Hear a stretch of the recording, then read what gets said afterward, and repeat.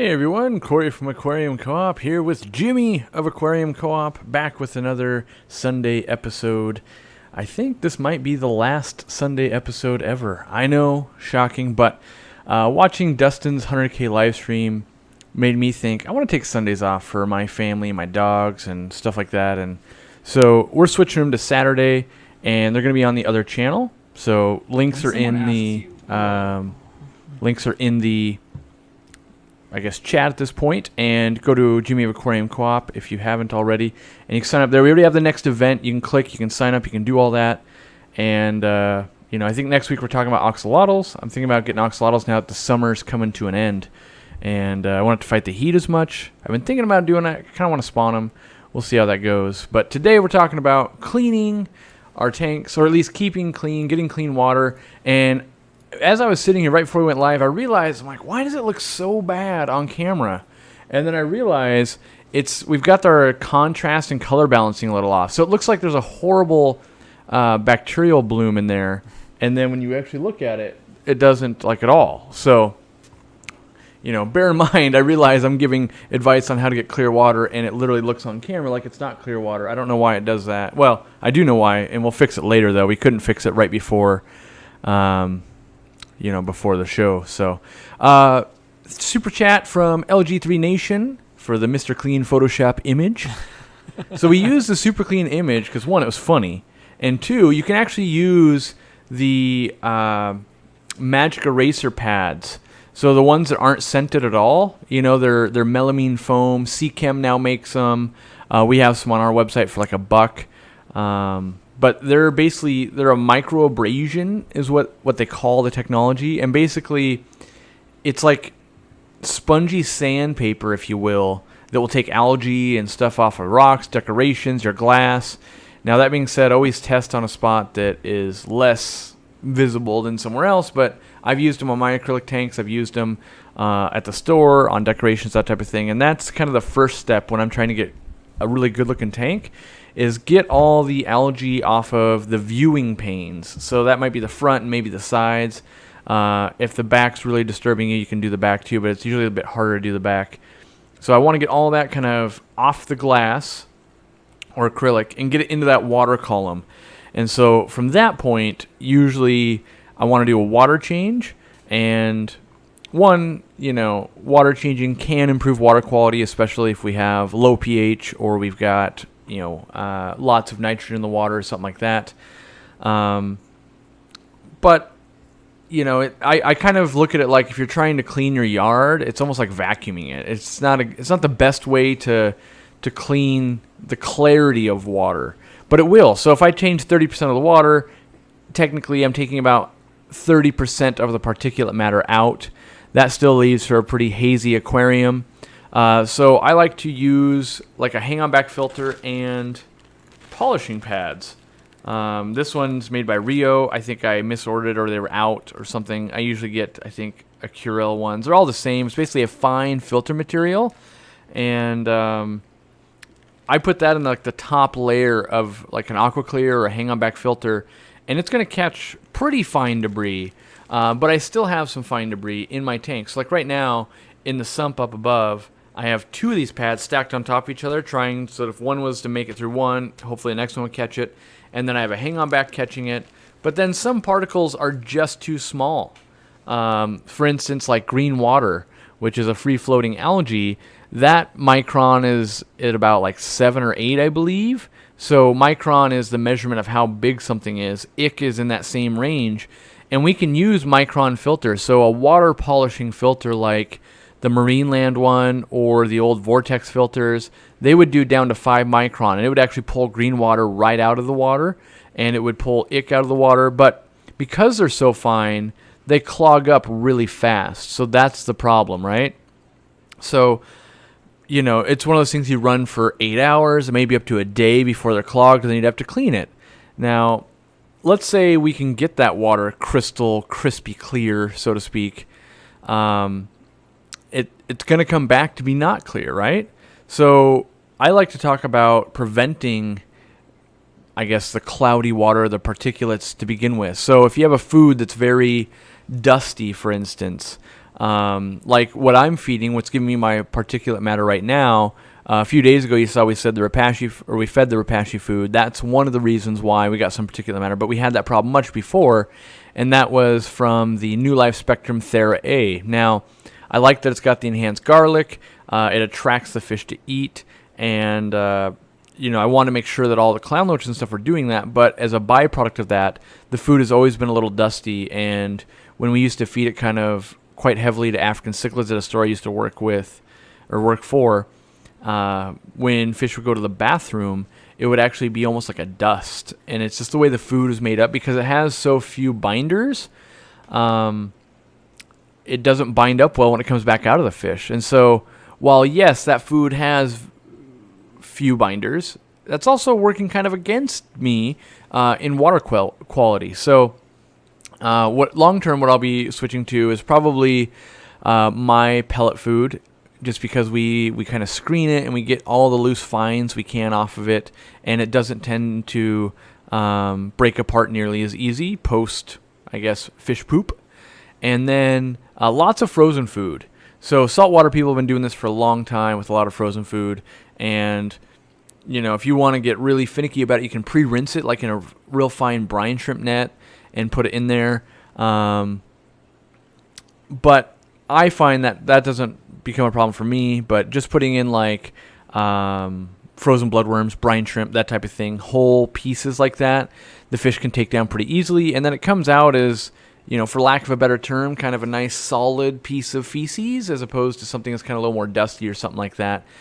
And then the last aspect is you might be having fish that just naturally kick up a lot of stuff. So things like the giraffe cat in there, constantly it brings sand into its mouth and kicks it out its gills. And so any fine particulate matter that makes it down into the gravel will be kicked back up constantly. And that's kind of a good thing, is that's one of the strategies I'm using to keep that gravel clean without gravel vacuuming it.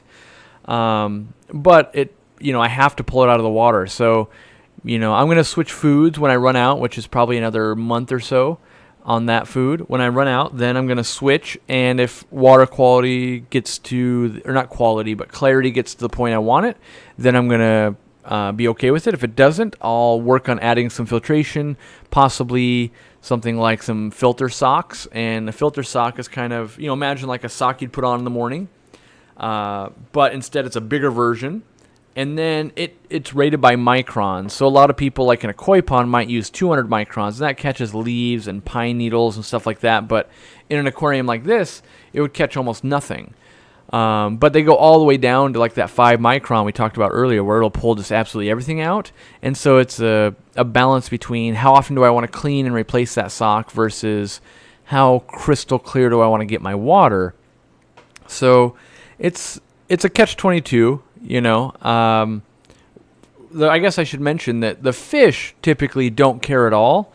And in fact, some people have mentioned things I could put in there, like a filter feeding shrimp, like bamboo shrimp and the blue wood shrimp or the African shrimp, and they would get all those particulates out of the water there. But I think the clown loaches harass them. Same thing, clams would do the same thing. I could technically put some clams like up in the sump, and that's a consideration. I'm not, I don't know if I'm loving that idea, but I would consider it. But those are things that could help also. But I think it's mostly my problem is a food problem, and I think that's where you need to start, is identifying what's causing your problem. Is it just sheer lack of maintenance? Is it you have no polishing pads? Is it we're just feeding a lot of fish? And here obviously, so like if I had one small goldfish, the amount of food that goes in is so small, even if it was really dirty food, we wouldn't really notice it in the aquarium. But because I have so much and I feed so much, that contributes to the problem. So, if you are after that crispy clear water, understocking typically will help. And then I think it would be, I guess wrong not to mention how water clarifiers work. So products like Seachem's Clarity, things like that. Basically what they do is they have a clay in them that bonds with particles. So the thinking is, I'm trying to have something in my hands that, makes something bigger. But basically I'm going to use this little fidgety toy here. if the particle is this big right here, so it's these two blocks, it might pass right through this filter without it ever getting caught. So what the clarity stuff does is it adds clay onto particles. So now it's this big, and that might not make it through the filter, and now it can get pulled out. So really, we're kind of adding more particulate matter to the water, but that particulate matter is made to bind up with smaller particulate matter that hopefully makes it more coarse so that our filters can pull it out. So that's how that stuff works. Now, it gets a little bit weird when it comes to, is that good or bad for the fish? All of a sudden, we're adding clay to the water, and it can impact some gills and things like that. Now, I haven't seen any kill, like die-offs from it, but I do think we should increase aeration. There's another way I can think of to clarify water in my experience, and that I just added that right there. That is an air stone.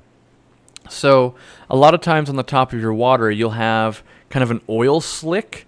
If you've ever seen that, like sometimes if you touch it with your finger, you'll notice it opens up. And that's proteins from food. And I had a little bit of that going on. Let me see.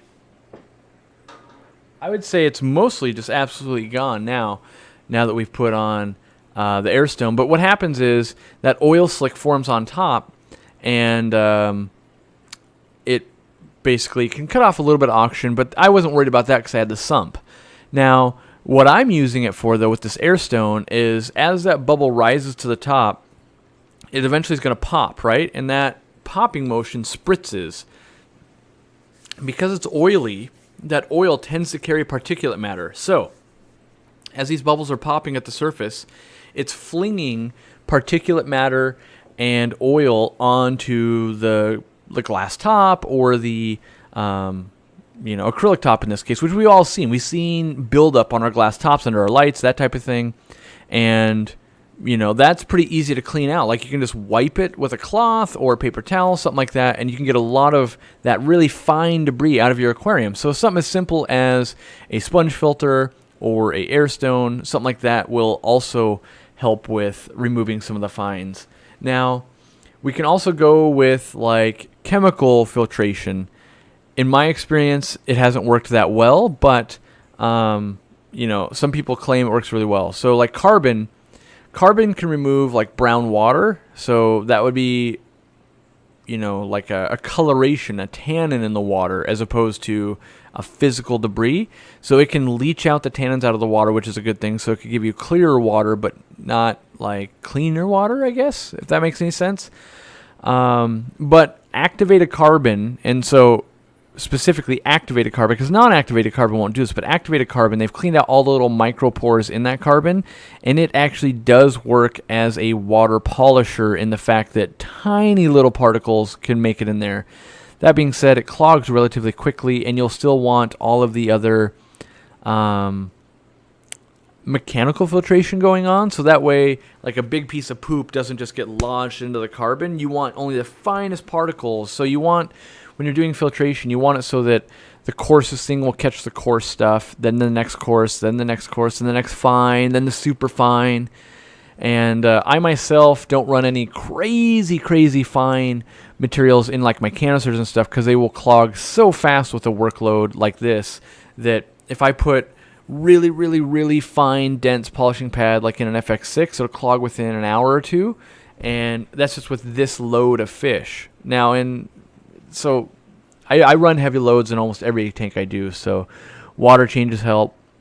Purigen and things like ChemiPure. So first I have to say I've never used ChemiPure. I've never done testing, but Purigen, in my experience, will take out chemicals and stuff like that, but I haven't noticed it to do anything for particulate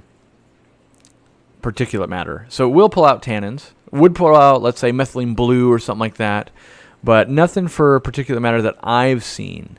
So trying to think of what other ways, making sure that your glass isn't all scratched up, and making sure that acrylic same way, that all that hazing and stuff can make your water look a little cloudy. And then the last thing, undergravel filters were great at one thing, and that was polishing water. And that's because all the water gets pulled down through the gravel, and gravel being all different sizes or a coarse sand, it meant that it might have like, oh, right here is a 1 micron pocket, and over here is a 25 micron and 150 micron, and so it had all these different things. And because it was doing it 24 hours a day, day after day after day, it was really good at trapping debris. And as it got clogged, so that 25 micron pocket now became a 7 micron pocket or something like that. And so it was really good at that. The problem is it clogged up, right? So we had to clean it all the time. And that's what clean water comes down to most time is let's trap it somewhere and then let's get it out of there. Same thing we do in our house. We have a garbage can. We put the garbage there, and eventually we take that garbage, we put it in the trash can outside, and we take it to the curb. We're focusing on doing essentially the same thing in an aquarium, and there's a lot of different ways to accomplish that depending on what your exact situation is. So I think I've covered quite a few of the basics there. I'm sure I've missed a few. UV sterilizers being one. They can clean up your water by sterilizing bacteria or green water, stuff like that. They actually change the makeup of the cell so it can't reproduce. And they will make water clearer in my experience. But like in this tank, which I have some particulate matter, it doesn't break that down at all. And I have a 36 watt UV sterilizer, decently hefty. I mean, it's not the biggest one around. But it's not going to break down fish poop. But any kind of microorganism, yes, it would. So, but they're all in an effort to keep cleaner water, just because it's nice to see clean, clear water where it looks like fish are flying through the air. So, I think Jimmy might have had a question lined up or something like that. Now that I've covered a lot of the basics, and I'm sure someone will spark some. Oh yeah, let me talk about that. Yeah, I've been lining up some questions, but I think you've been answering them slowly. Oh, okay. Have you been reading my screen or something? No, not at all. That's just all off the top of my head. All right, let's see here. We can use a micro pad in a hanger. How do we use a micro pad in a hanging filter? Okay, so there's going to be two types. There's the ones that have cartridges like this. What I do is I'll take that cartridge after it's all done and used up, cut off like the fine filter pad and the like let the carbon out, so you have just like a plastic piece. Then you take that to a pad like this, and you're going to like put it on there and then cut the space you need.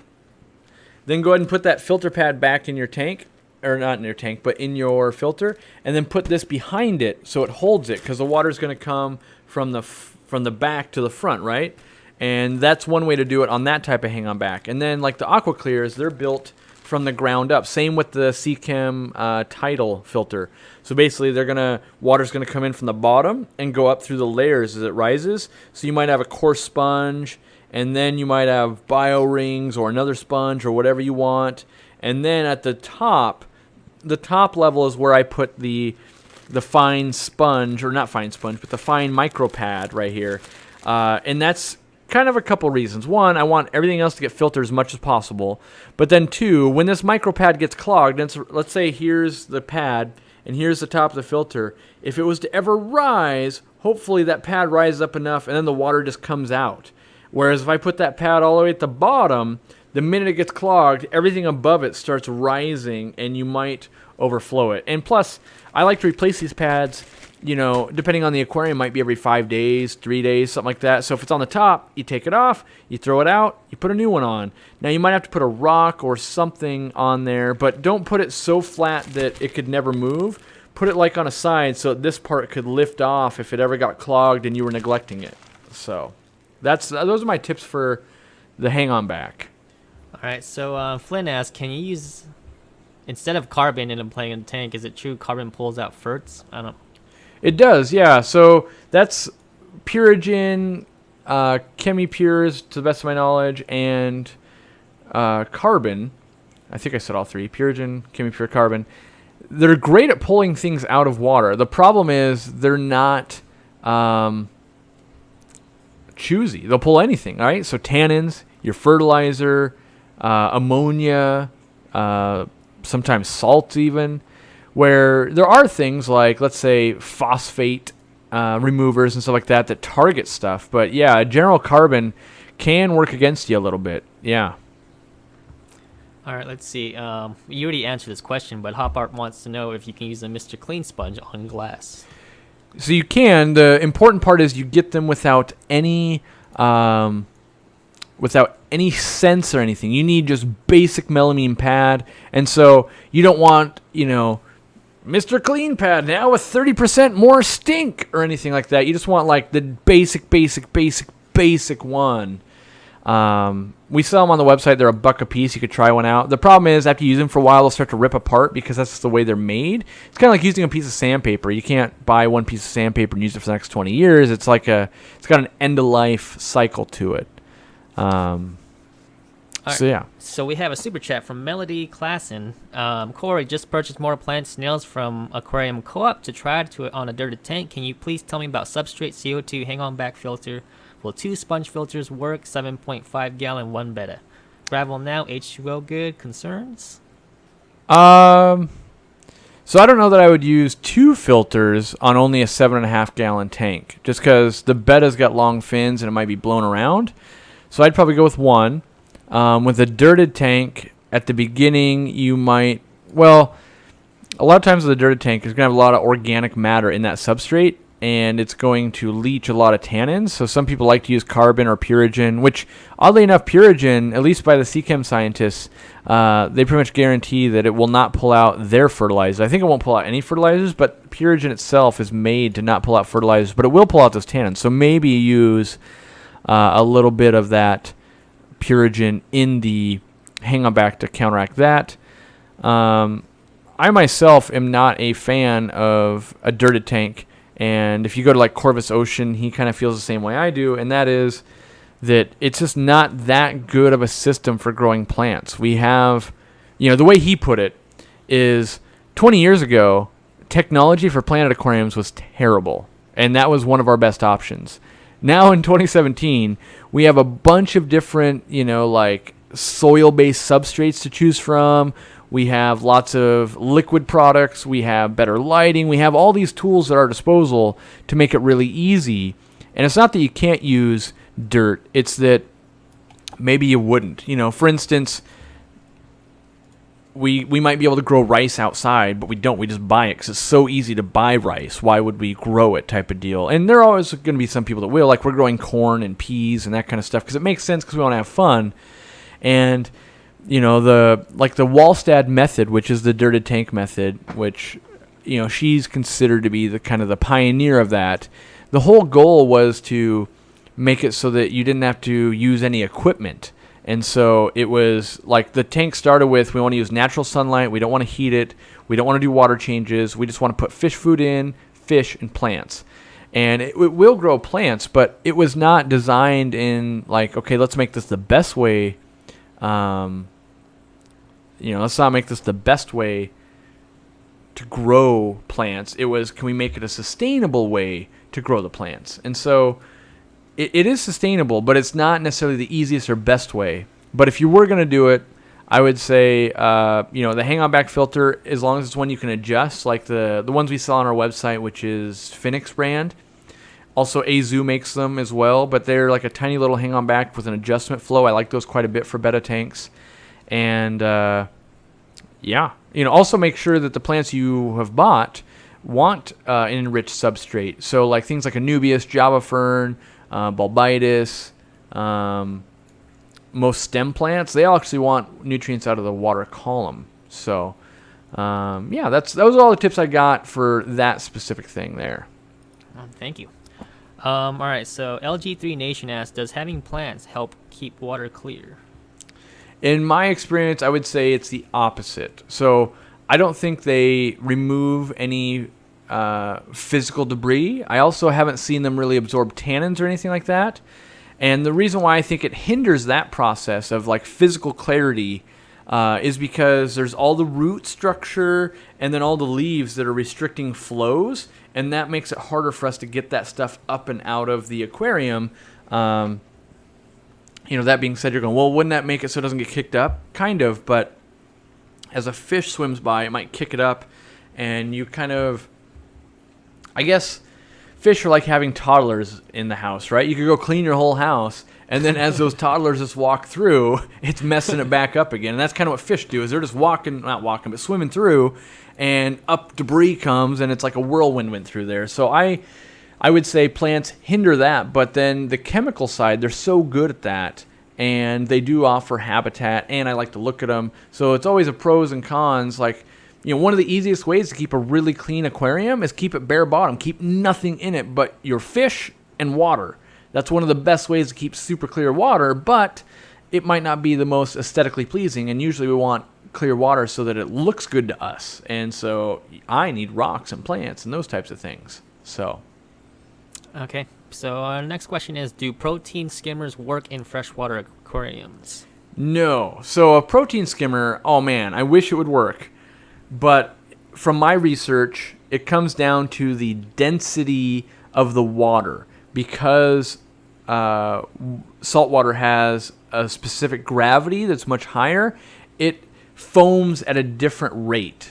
And so when we put proteins in water and we foam it up as much as we can get it to froth a little bit, right? Now in saltwater, that happens a lot. In freshwater, sometimes you see it at like a river that's moving kind of slow and there's a lot of cow manure runoff. You can get a little bit of foam action in some of the corners there. It is possible to pull it off in a freshwater environment. It's called a foam fractionator. You can look it up in the koi world. It's not even that well documented, but like a 6-foot tall pipe filled with bioballs. You get the correct amount of flow trickling down through it. It causes it to froth a little bit. And then at the end, it can actually take some of the waste out of your water system for you. But it's not the easiest thing, and it's kind of an eyesore to build because you got to have this really tall tower. Whereas like in a saltwater tank, we can do it and like, look at this little thing's pulling off a miracle. So yeah. All right, so do you have any experience with ChemiPure Green, specifically for a planted tank supposedly doesn't pull out any ferts? Someone could test it. Yeah, I don't have any experience with it. I did a little bit of research on it just the other day, and some internet reading, which we can all do. I only like to talk about real life experience, because it's one thing to read about what other people are doing or what the company says. It's another thing to go, well, in my experience, here's what happens. So all right, let's see. Your favorite clear water foods? Frozen. So well, let me step that back, because not all frozen foods are created equal either. Hikari frozen bloodworms, San Francisco Bay or Hikari brine shrimp. In general, Hikari feeds out pretty clean, but things like, I don't know who makes it, but like the gumdrops, Aquariums, like YUM, they kind of mash up their blends. So I guess I only like single ingredient foods. Sometimes like there's the veggie blends and all that kind of stuff where they basically take a bunch of stuff, mash it together, freeze it, and then you throw that cube in your aquarium. It feeds out pretty messy. Whereas like single whole bloodworms or brine shrimp or mysis shrimp all do pretty well. Keep in mind though, mysis shrimp has a really high like fat content, and so it can create quite an oil slick on your water. And Canadian mysis is crazy. In fact, I've banned that from being fed at the shop. Even though we were getting it for free, it's so oily that it leaves an oily film on the glass and everything. It's really good at putting weight on fish.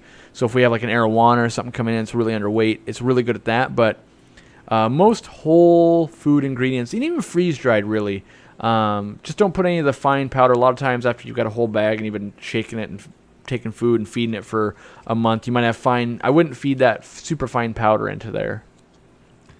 All right. Let's see here. Can you keep green algae off the side of your glass? Do you need to just wipe it off, or can you just get it to not grow? Technically, you can get it so it doesn't grow at all. You have to reach pretty perfect balance, or grow it somewhere else. Something like an algae scrubber could do that. They use that system a lot in saltwater. Freshwater rarely. But we can either A, grow algae somewhere else, or B, we can basically try and balance our planted aquarium as much as possible, or we could run an aquarium with such little light that none grows. So sometimes in like catfish tanks, stuff like that, they'll run really low lighting, crazy amount of tannins, basically makes an environment for no algae to grow. That works as well. I thought that might have been glaring in the... No, it's lighting me up though. Okay. So someone else has been asking about hydrogen peroxide in the chat. And so in my experience, no, it does not clean up water. That being said, I have not specifically thought, let me dump in a bunch of hydrogen peroxide and see if it will break down debris. I have tried a lot of, liquid gravel vac. Seachem's got pristine and all that kind of stuff. In my experience, they have never worked at all, even remotely. And all the companies always come back to me with, well, it's one of those things you got to experience over the course of a year or so. And I just don't buy it. I haven't tested it for a year, but anything that takes a year long to work to break stuff down, I don't see how it can work. Now, I realize because I haven't done it for a year that I've done it for a couple of months in a store, and I could see absolutely no difference with sister tanks getting fed the same amount of food, same amount of fish. And if I can't notice a difference in months, that being said, it could be one of those things that, it literally does like a deep or a denitrifying bed takes at least 6 months. But they're not saying that. They just say but results may vary, which to me just sounds like, keep buying it and adding it long enough until you might see something that might make it worth its while. So Flynn asks, how can I slow but not stop the growth of hair algae? But not stop it. Yeah. So the best way, I think, is to balance your fertilizer. So if the plants, like your physical plants, if they're growing really well, they're not going to leave a whole lot of fertilizer left in the water column for the hair algae to uptake. And so that will slow it down. It probably won't die off, but it would slow down quite a bit. Now, if you have like a bunch of excess iron or phosphate, that's going to really fuel that hair algae. And by maybe giving a little more nitrogen and, let's say, potassium, it might use up that phosphate or that iron, and then it would slow down the hair algae. And algae, being a single-celled organism, they can use any type of what we call fertilizer, whereas plants being multi-celled, they need I need iron, I need potassium, I need nitrogen, I need boron, I need all these things to grow. When I'm missing one, either I'm going to grow really inefficiently or not at all. Ben Shaw asks, is it true higher temps increase haze? Increase haze? Yeah. I don't think so. I think what happens is by increasing temperature, we're increasing metabolisms of fish. So a lot of times we'll feed more, or we'll make the fish more active and they dig more. Also, if we really increase it, so let's say we were trying to treat ick with heat. If you take a tank that was at 76 and we bump it to 86, we can kill off a lot of bacteria, and then we make bacteria kind of cloud the water, and so it spawns new bacteria, so we might be witnessing that as well. All right, not a lot of questions right now, but cleanup crew for a planted tank. Mostly a monoshrimp, autosynclus, bristlenose, pleco if it doesn't have swords in it, reticulated hillstream loaches, snails. Snails are my number one. I would wager I wouldn't have as much floating small debris in that tank if I had snails. You notice when you have snails that you see little snail poops all around? That's great because they're basically putting that together for you as opposed to, as opposed to being those fine particles. So. All right, looks like we are on live trending, so that's awesome. Live trending. Well, if it's your first time here, please subscribe if you're into aquariums. If you hate aquariums, well, sorry, gotcha. And Mr. Steve Clean Fott gotcha. Says, chlorophyll, more like chlorophyll. That's right. Of course. Hit the like button if you haven't already, if you're enjoying this. Do I use diatom filters? At the store I used to manage, we'd polish some tanks, stuff like that. We didn't have auto water change system though. The problem I find is no one's currently making good diatom filters. So it used to be Vortex made one that was a hang-on back filter with a cartridge that came in and out and it was super easy to use and clean. They don't make it anymore, so it makes it really hard, really hard to do anything about it. So, I don't know. It's catch-22. I can get those filters on eBay, but they don't make the pads for them anymore. They're really good at polishing water. But until companies come back and support it, which means we have to demand it. We got to get this big following of people because it used to be they were really well sold, and now we don't do it. So I don't know. I'm not around the hobby long enough to know, was it the saltwater people driving it? Was it the freshwater? Why has it fallen out of favor? But it just uses diatomaceous earth, which is a pretty, not that harmful of a thing or anything. It's pretty natural. So yeah, I don't know, but I would use it if they made it a little easier for me to use. Can you touch up a little bit on the UV sterilizers? What about it? Like, Just had a couple of people ask if you use them or not.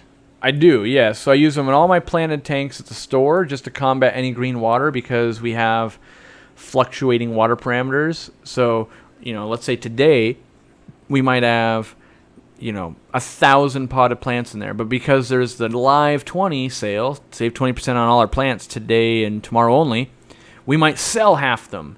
But we still have fertilizer in the water for 1,000 plants. And if we sell all those plants and we have all that good light and the CO2 on it, the water can turn green really quick, right? So then we use a UV sterilizer to counteract that. So it means it doesn't crop up for us. But like in this tank, I do have a UV sterilizer, one, because the filter I really like, that big old thing that you can back flush everything, it comes with one. So like that's kind of like, oh, cool. I have one on the koi pond, so that water doesn't turn green because the sunlight, like even at the bottom. So I tested it last year. I think it's in a video. With the water being so green you couldn't see into it, with the par meter at the very bottom of 30-inch pond with water you can't see more than this far into, the par at the bottom of the pond was still over 600, which our aquarium lights typically are like 50 to 100 maybe. So it was still that strong, and so that's how I knew without UV sterilizer, it was working really hard to combat that or build like a cover for that entire pond. But I would say if you don't own a UV sterilizer, buy one that's like the powerhead version so you can move it from tank to tank. They can be useful just to have one around. And I do run them all the time, by the way. So a lot of people ask that, do I turn them off? I never turn them off. I mean, not unless I was experiencing a problem where I needed to get more bacteria going. Like if I had a bacterial bloom and I needed that bacteria, I would turn it off then. How often do you change the bulbs on those? So I myself only change them when they burn out. Or it wasn't accomplishing what I needed to. But I usually buy really oversized ones so that even when they're at half their strength, it would still cover what I need to have cover.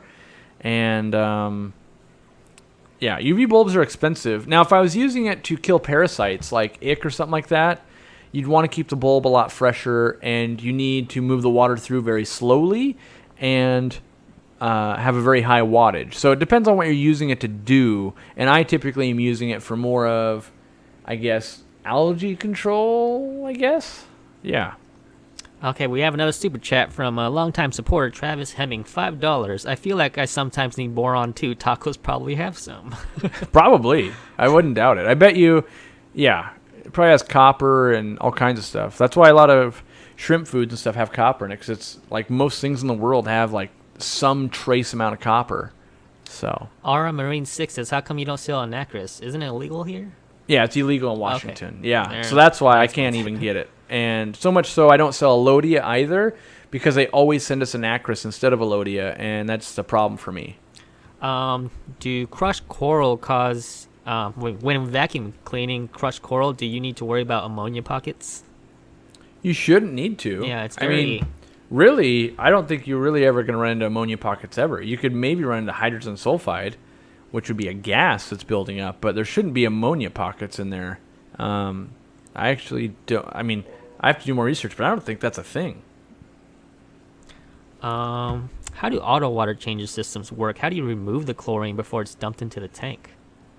So if it's just chlorine, know that we can gas it off. So what does that mean? That means that if you were to put it into a bucket and you put an air stone on it, 24 hours later, it would be out of the water. So chlorine evaporates, basically. And so it takes less than 24 hours. And like if you go put some bleach on your floor, let's say you put like a tablespoon of bleach, by the next day it's probably gone, right? It evaporates all away, and bleach is chlorine. Now if we put an air stone in there, we speed that process up. So that's one way. So if you had an auto water change system and you were changing, let's say, 10% of the water a day over the course of 6 hours, and you had an air stone going in there, it will dissipate as fast as you're putting it in, essentially. So it would never harm the fish. The other way, which I'm currently doing, which usually I didn't do, but I just did it because I wanted to do it, Use a carbon block filter. We use carbon to pull it out, and you can get a whole house filter, something like that, for like 60, 70, 80 bucks. And you run your water through there first, and that's the way you can do it. On the super, like, I just want to make this easy train, buy yourself a, what do they call it, an RV water not clarifier, but they basically make a tube of carbon that hooks onto a hose for when you are traveling in your RV. And those will do like 20,000 gallons of water, and they're like 20 bucks, right? So That's a good if deal. you have 5 tanks, 20,000 gallons of water might last you 2 or 3 years for 20 bucks, and you don't have to put the chlorinator in anymore. So that might be fun. But if you have chloramine, those things don't work. And I am not well educated on a way to automate breaking down chloramine, because typically you have to break the ions down, and it takes over a month for it to break down by gassing it off, that type of thing. So I would have to do maybe an RO unit is what you have to do for that. I'm not 100% sure, because I don't have to deal with it, luckily, in our state. So I tend not to spend too much time researching stuff I'll never need. Have you any experience with miracle mud in freshwater tanks, like a refugium or something? I haven't. The closest thing I would say you could get to miracle mud would be grabbing some mud from like a local river or lake. And a lot of that stuff's going to die off because we keep our aquariums much warmer than what they're going to be. But there will be some organisms and stuff, and just realize you bring in the good with the bad. And I feel like with saltwater miracle mud, we basically did that. But then we got rid of what we know of to be harmful, and we're left with the beneficial things and the strains that will cohabitate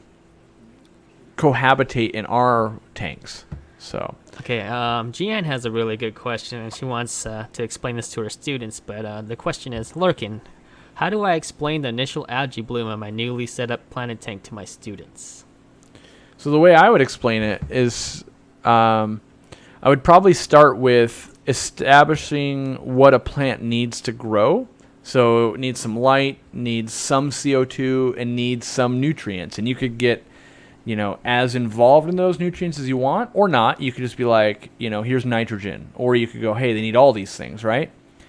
And then I would explain, when you move a plant, typically it's going to take at least a week or so for the plant roots and the root hairs, so the things on the actual roots themselves, the root hairs, to right themselves in the gravel or substrate and be able to start taking in any nutrients.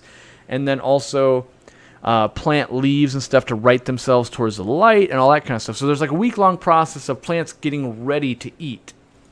And so we're going to have naturally things in the water that are fertilizer, whether it's a dying leaf, whether it's some actual fertilizer or some decaying matter from the substrate. And because we're going to provide food, and typically there will be some algae somewhere in that system. And it could be, you could go, I have all tissue culture plants and I use this dry substrate. All it takes is a spore, really, to get that algae started up. And it's that lag time between the plants growing and having fertilizer and then the algae taking hold. And then long term, when we get the plants growing really well, there's not going to be any food left, and then that algae starts to starve out. So. All right, we got a $5 super chat from Ted Kaiser from Canada. Best algae diatom cleanup: fish in a discus tank, pH 6.5, TDS 120, 82 degrees. Siamese algae eaters or autos? Let's see here. For diatom algae, if it was me, I would use a bristlenose plecostomus or a rubber lip plecostomus. They can handle that temp really easy, and most people consider bristlenose to be safe with discus. Siamese algae eaters, they're going to eat a lot of those bloodworms you probably feed into those discus, and the autos, they will clean at 82 degrees, but you're going to go, man, it seems like I only get a year out of them before they kind of die of old age, and that's just, we got their metabolism racing. So I will typically use a rubber lip or a bristlenose. All right, we got a question from JH Aquatics. Hilarious channel. I have to admit, and I apologize, I just found your channel last night. Jimmy pulled it up, and I thought it was awesome. And so I added it to my must-watch thing, because you do, like the the Aquarium News, right? So the Aquarium News is super fun because it allows me to catch up really quickly on what other people are doing because I don't have time to watch literally like 150 videos a week. So the highlights actually really help me. So if you guys haven't checked out JH, is it Aquatics or Aquariums? JH Aquatics. JH Aquatics. It's super fun, and he dresses up in a suit, and he's at a table, and I appreciate the effort being put in. So it's super cool. I like it. But anyway, what was the question? Sorry. Okay. What is your favorite hang on the back filter? I'm looking at putting in a protein skimmer on my brackish water tank with an eel. The relative gravity should be high enough for it. Yes.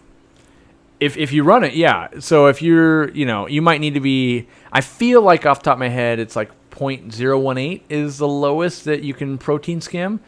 So wait, is he asking for a hang-on back skimmer or a hang-on back filter? He said hang-on back filter. Okay. For a filter, I really like AquaClears, especially for the fact that they make retrofit kits for saltwater tanks where you can put in places to grow corals and macroalgae. They make inserts, so not them themselves, but companies do. And then if you're looking for a protein skimmer, I really like the Remora C. As far as the hang-on back ones go, I like those ones. So. Why is the AquaClear hang-on back recommended over others? It's only recommended because I like it. So out of the ones I use, that's my favorite. And you got to qualify that by everyone's got preferences. So I drive a Honda currently, and I might say, oh man, I really love my Honda Fit. It doesn't mean that the Toyota Camry is terrible. It just means that I really like my Honda Fit. Like my wife drives a Toyota Camry. I like that car as well. But it doesn't mean that I would hate a Ford Focus. It just means I found something I already like, and I'm continuing to use it. There are some filters I really don't like, but the reality is they will all work. So make what you got work. LG3 Nation with the $2 taco super chat. Thank you so much, LG3 Nation. Have you shown your shirt off yet today? Not yet. So, this is the Fish Fam t-shirt. I don't know if they can hear you. That's a Fish Fam t-shirt that Priscilla made. Yeah, Priscilla drew this and made it, and the campaign is still running for another 2 or 3 days. So one of our super mods might have that link. So I don't have it ready. Mods, please link it up. Yeah, cool shirt, cool person. They did the art that you've seen before. Mm-hmm. This is cool. I think mine hasn't arrived yet. So the original campaign didn't include the mug. I wanted the mug so I could drink some chocolate milk. So you know how it goes. Gotta wait on the mug. All right, see Scott with the $5 super chat. Do you know of any baseball-sized freshwater snails that I can tank with goldies? So if you live in Florida, you can get that giant snail. It's the only state it's legal in. Other than that, I would go with the Japanese trapdoor snails. They can get pretty hefty. But I don't think anything is going to be baseball size. But the biggest are going to be those Japanese trapdoor snails. They're a live-bearing snail, and they appreciate the cool water. So it's kind of a win-win, really. Kind of a good pairing. The only problem you can run into is those babies are pretty small, but usually they just swallow them while they're really small, and so they don't really grow up to be big enough to be a choking hazard. Do I have a video on how my root tabs are made? No way. They're made at a factory. So yeah. I'm sure it's proprietary. They're not like letting me go there and film it. Let's see. When I clean my crushed coral and push my hose to the bottom of the tank, water comes up. Brown water comes up, and I'm pretty sure that's broke down by fish poop. If I clean too much of the bottom, will that release nitrates? Shouldn't. So let's go over what happens when you gravel vac. So let's say you have substrate that's 2 inches thick. What's going to happen is you're going to have waste in there, and that's the goal, is to get that waste out. On the top 1 inch, we have beneficial bacteria probably, because that's where water can deliver oxygen kind of over that top and in the nooks and crannies. And then below that, you might have maybe no oxygen getting there, so you'd have denitrifying bacteria. But if you're gravel vacuuming every month, you won't have enough time to establish that. But here's what's going to happen. We've got 2 inches.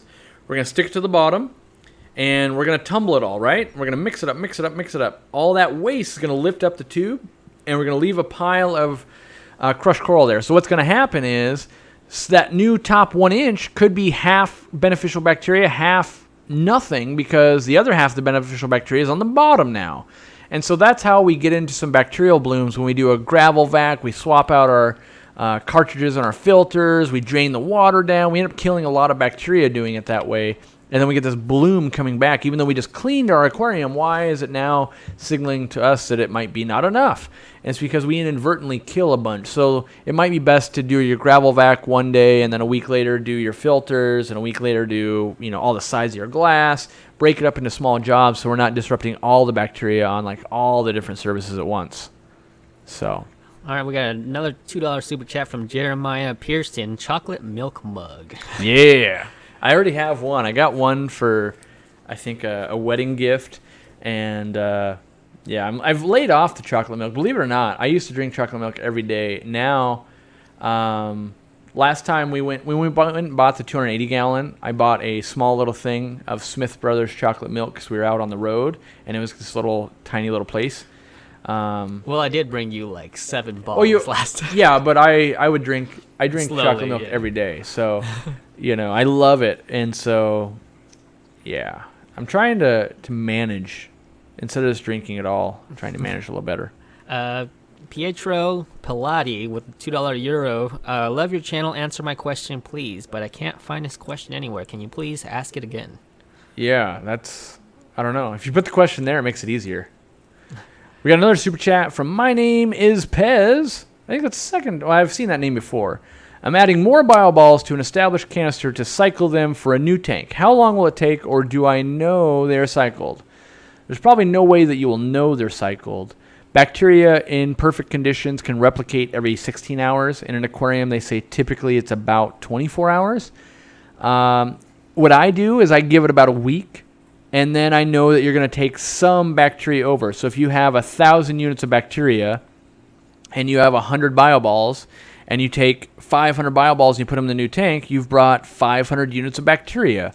But if that new tank has 45 10-inch Oscars, that's not going to be enough bacteria. So you kind of got to go on this like, well, I think this is going to jumpstart. It's going to help. It's going to do its thing. But you can never know, or at least a hobbyist will never be able to know. Like, I bet if we had access to, like a spectrometer scope? Is that what'll... Yeah, that might be able to look at... right? Yeah, might be able to look at the bacteria strains we need. I'm not sure the exact thing, but the reality is we as hobbyists will never be able to really know. We have to go with a hunch, which... all fish keeping is pretty much a hunch anyway. We're going, I think this is the right way, and, that's what we got to live with. Carlos, a fish nerd, asks, what time will the new Saturday streams be? At noon. 12, but on the other channel? Yes, on the other channel. So we're moving them all there. My honest goal is this. I'll be 100% real with you guys. I want to spend Sunday walking my dogs and taking a day off. That's literally what I want to do. And it's just because we do YouTube every single day, and I want to spend some more time with my wife. I want to be able to show Jimmy things around the state. We're literally in here every day working. My goal, and I hope that I can stick to it, but my goal is this. I told myself if I can walk my dogs every Sunday and spend time, even when it's raining, like we take them outside in the yard, we play with them, we walk them, but I want to do something where I'm spending dedicated time. I really want to get my super timid dog, Wincy, to play fetch and things like that. And we have not been able to make any headway, and she's super skittish. I set up brand new lighting on the back porch steps to hopefully get her to want to go outside at night when it's like, if it's dusk, she's afraid of the backyard. But that new light now has her scared. So I think if I spend time sitting right next to that light with her 30 minutes at least every Sunday, if not every day, I can make some gains. And I'm just not going to do that. I already know that, like today, my whole day becomes worrying about getting the live stream up and running, and then I'm going to do it. Then I'm going to be hungry for lunch. Then I'm worried about what's going to come out on Monday on the next channel. And so if I can spend some dedicated time, that's the goal. And, Dustin's 100K live stream really hit that home with me of like, the fans, because I was telling him, the fans they'll adapt. They'll, like, if you put every video on Saturday or Friday or whatever day, people will come, and you can't please everyone. Like a lot of people saying, college football, no. Yeah, but everyone on Sundays going, oh, I have church, or I have kids sports, or I have this or that. It's a family day. Like, you're always going to alienate someone. And so all we can really do is try to alienate the least amount of people and then do what's best for us. So, Steam Fought Aquatics with the $1 super chat. What's Thanks, up? Bob. Oh.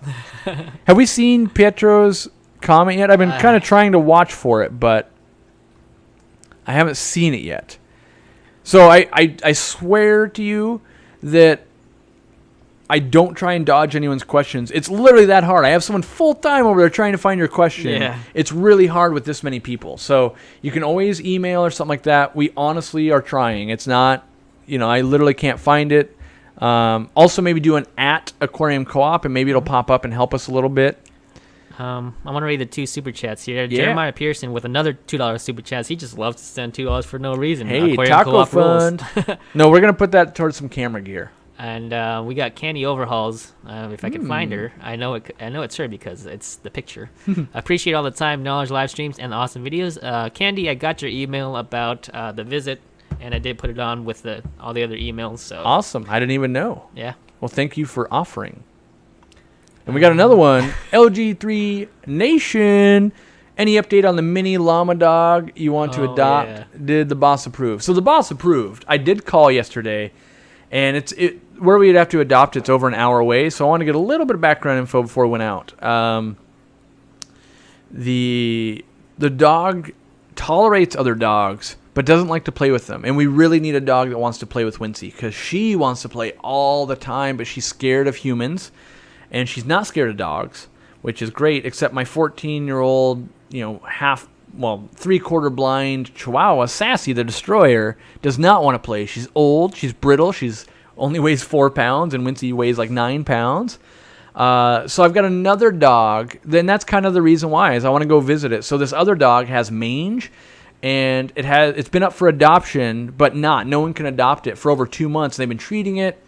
And its name is Rufus. It's a male, and it's a miniature pinscher mix type of dog. And they've got videos on it, and it loves to play fetch. And so I was thinking about visiting the shelter and at least hanging out with those dogs every Sunday.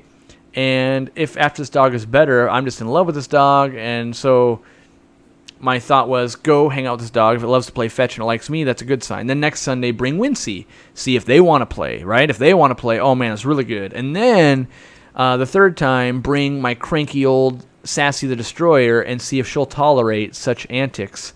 And then if she would, then it's a match made in heaven. We bring it home, and then we have family time, and it's great. Obviously my wife will come along with these as well, but that's where we're at. We're looking for a right companion. We're not in a rush. We've actually been working on it for about 6 months, looking for the right dog. And we need the right dog to help not fix Wincy, but rehabilitate her. When we got her, she had never seen grass before, and at this point, she's doing way, way, way, way, way better, but she knows what toys are, but like a squeaker scares her, and she doesn't know how to fetch, and she doesn't get that concept. And my other old dog is just really old and doesn't want to do it. So, that doesn't help. So that's the logic behind all those things. So Pele Trele, with the Swedish Krones $20 to spending time with the dog. So everyone's supporting the full decision here. Yeah. Scales in the Snow says, all of your information has helped me be a better employee at my job. Wanted to thank you. Well, thank you. The fact that you are doing research to become better at your job means you're helping more and more people. That's great. There's so many people in their jobs that are doing the bare minimum, and if you're educating yourself to make you better at your job, that's even better. So I see Pietro says, sorry I couldn't write the question, only allowed 50 characters. So I see that. It's got to be somewhere around it, right? Off topic. Here we go. I found it. Pietro says, off topic, I have a fire eel and a 25 long. She is 6 inches long. What tank I need for her? She's eating only bloodworms and some heartworm. Is that okay? Too small to eat bigger foods. I would definitely try getting some massivore pellets or something like that. Some kind of dry food in that diet. It can be hard on a fire eel. Long term, the fire eel probably needs bare minimum 180 gallon, if not 300 gallons. I've seen some that are over not over 3 feet, but about 3 feet and this big around. Like the one the wet spot had, Snuffers for a very long time, was massive, and I've seen a lot of other ones really big. And so know that it's going to need a decently big home. So glad we finally tracked it down. Yeah. C.S. Scott with another $2 super chat. Chalky milk. Yeah, the chocolate milk. How do you get rid of cyanobacteria? The cyanobacteria is actually, yeah, it is a bacteria. So cyanoalgae or blue-green algae is a bacteria. I myself always use erythromycin. Works basically every time I've ever needed it to. I dose it once, let it sit for a week. This is after removing all the big clumps or big sheets of it in the aquarium, because we're taking something that's living and we're about to kill it, and that can turn into ammonia. So I remove all the big physical chunks I can. Then I use an antibiotic to get the rest of it. So All right, we hit 1 hour. it has been 1 hour. If you need more Aquarium Co-op shenanigans than you're currently getting, check us out on the Jimmy Aquarium Co-op channel. We did an hour yesterday. We've been doing that for a couple weeks now, kind of getting people used to, hey, we're going to do this on the other channel. And so far, there's only about 200 people that show up on the other channel, which is awesome. If you got questions you want to get answered, because it's easier to find them, and we grow, because I already know people will show up next week and go, dang it, where's Corey? Why isn't he on this channel? This is a travesty. So do your part into if you see people saying that, let them know, hey, they're doing it on the other channel. It's on Saturdays, and you know, that's the thing. Keep in mind, we're not stopping doing it. We're just doing it on the other channel on a different day. That's the only thing. And it's allowing me to do some topics that wouldn't do as well on this channel. So, for instance, next week is axolotls. I've never talked about that, I don't think, and should be fun. Ringo Starr with a super chat for Wincy. Yeah, $2. Shout out to Allie Moreland. Video is now live in the shop. Oh, all right. All right, cool. So, yes, use those promo codes if you haven't already. Buy us some stuff. Make my employees work. And that's how they get paid. And that's how we keep doing this. Meanwhile, tonight, late at night, we're going to try to film an epic store tour of my store. We'll see how it comes out. The schedule's going to get a little crazy coming up here. We're trying some different things. And we'll keep you for sure filled with content on the Jimmy Aquarium Co-op channel. But we're trying some different things out on the main channel here. So if you're going, I can't stand what you're doing, go to the other channel, and there's probably 5 more videos you've never even seen to watch. So thanks for hanging out, guys, and Enjoy the solar eclipse I would say tomorrow. we'll see you next week, and we will. We'll see you next Saturday on the other channel, but we'll see you on Tuesday with another video on this channel. And check out Priscilla's shirts and Steamfight Aquatics, JH Aquatics with his news. And thanks to all the mods for helping, and time for some lunch. Bye, guys.